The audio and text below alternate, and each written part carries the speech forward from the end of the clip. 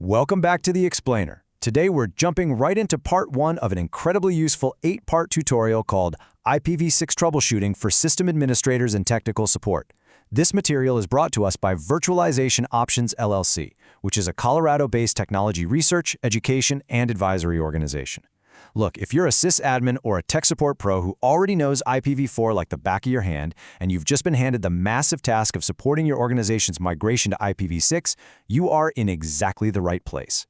We're going to lay down the absolute foundation for this migration by completely resetting your diagnostic mindset. Because here's the thing, IPv6 isn't just IPv4 with a bigger address space. It's a fundamentally different protocol, and you have to treat it like one. So let's talk about the very first paradigm shift. We're moving away from that single, comfortable IPv4 address that we're all used to. In an IPv6 environment, it's completely normal, expected actually, to have multiple addresses coexisting on a single interface all at once. Think about it. You're going to have a link local address, a global unicast address, and temporary privacy addresses, all hanging out on the exact same network card at the exact same time. It's a whole different ballgame. To help break that old IPv4 muscle memory, we're going to cover 6 key areas: unlearning old IPv4 assumptions, navigating dual-stack realities, the neighbor discovery protocol, diagnosing packet size failures, VPNs, tunnels, and mobiles, and finally, essential IPv6 golden rules. Section 1. Unlearn IPv4 Assumptions, a new mindset. Let's directly contrast your IPv4 comfort zone with this new IPv6 reality. You know all those years you spent pinging 255.255.255.255 to see what's alive on the subnet? Well, you can just toss that out the window. It's completely meaningless now, because multicast has entirely replaced broadcast in IPv6. And get this, network address translation, or NAT, it's largely gone.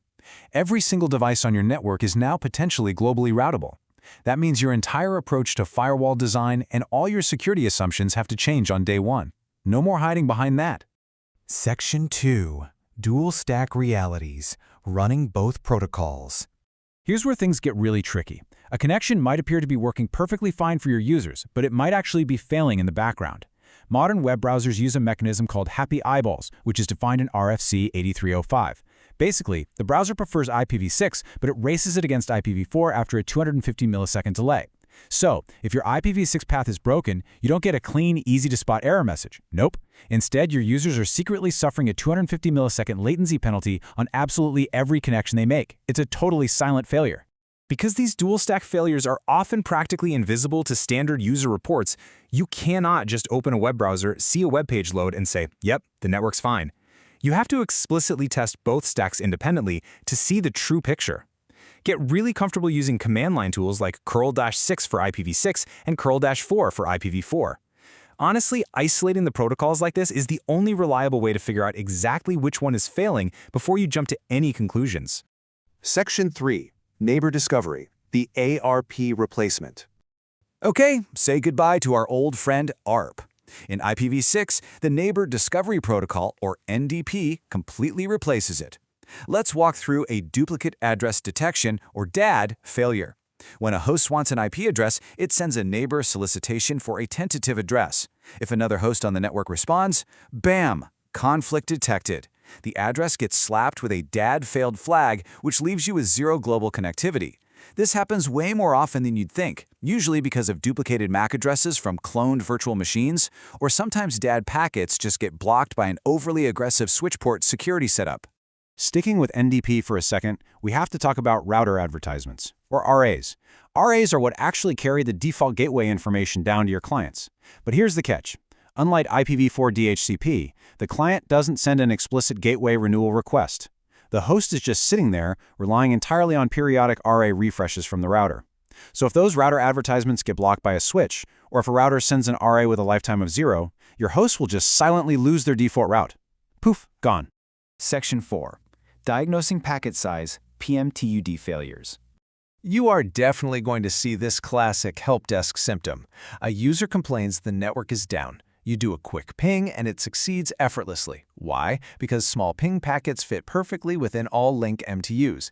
But then the user tries to actually load a heavy HTTPS web page, copy a file, or open an SSH session, and the whole thing just hangs immediately right after the TCP handshake.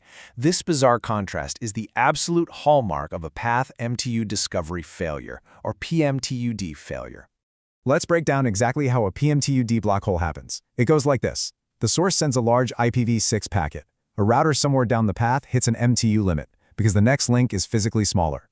So doing its job, the router generates an ICMPv6 type 2 packet too big message to tell the sender, hey, shrink your packets.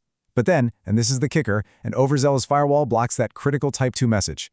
The source never gets the memo, it just keeps sending oversized packets that keep getting dropped, and the connection stalls out indefinitely. The fix here is non-negotiable. You must permit ICMPv6 Type 2 inbound on all of your firewalls. Section 5. VPNs and tunnels, mobile and edge cases. If you're managing legacy transitions, you really have to watch your step. With NAT64 and DNS64, the network is literally synthesizing IPv6 addresses for IPv4-only hosts. But listen to this. If your legacy applications are hard-coding IPv4 literal addresses, like trying to connect directly to 1.2.3.4, they are going to completely bypass DNS64 and absolutely break your NAT64 translations. Also, watch out for older IPsec VPN clients. They might just drop IPv6 traffic entirely, or worse, bypass the VPN in a split-tunnel leak that exposes the real IP. Oh, and legacy 6-4 tunnels, they are officially deprecated. Do not use them in production.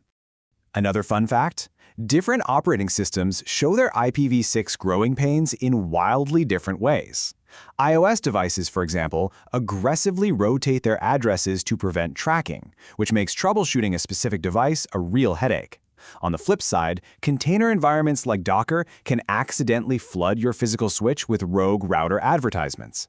And if you don't have RA guard enabled on your switch access ports, those rogue RAs can literally hijack the routing tables of other physical hosts on your network. It is wild out there. Section 6. IPv6 Golden Rules. Rules of the Road. This checklist right here, this is your new best friend. Back in the IPv4 days, it was super common to just block ICMP echo requests for security and call it a day. In IPv6, you cannot do that. You absolutely explicitly must permit these specific ICMPv6 types through your firewalls, types 1, 2, 3, and 133 through 137. If you block these, you're not just securing your servers, you are fundamentally breaking path MTU discovery, neighbor discovery, and multicast routing all at the exact same time. Seriously, if you take away absolutely nothing else from this explainer today, please burn this direct quote from the tutorial into your brain.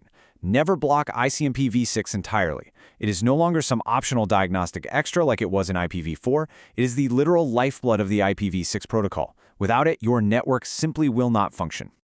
So as you head back to your terminals to tackle this massive migration, I want you to ask yourself, are your current firewall policies and monitoring tools secretly causing the very dual-stack failures you're going to be asked fix tomorrow? Think about it. Take a hard look at your configs and make sure your mindset is as upgraded as your network. Thanks for joining us today on The Explainer. We'll see you next time.